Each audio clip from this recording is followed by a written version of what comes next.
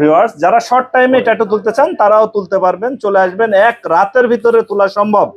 Tattoo শরীরে থাকলে নামাজ হবে না, অজু হবে না, হজ হবে না, তারপরেও বন্ধুদের পাল্লায় পড়ে বা ভালো লাগা থেকে না জেনে না বুঝে অনেকেই করে ফেলছেন। এখন যারা তুলতে চাচ্ছেন, আল্লাহ পাক হিদায়াত যাদের দিছে, তারা অবশ্যই সরাসরি চলে আসবেন সাইদুর ট্যাটু সেন্টারে। ওনার নাম সাইদুর ট্যাটু সেন্টার হইলেও ওনারা কোনো ট্যাটু করে না। আমাকে দেখে কাজ করাবেন। কেউ যদি বলে আমি বদনাহাট রাস্তার ওই পারে বাসার নিচে গাড়ির তলে এদিক সেদিক, ওই প্রতিষ্ঠান আমার না।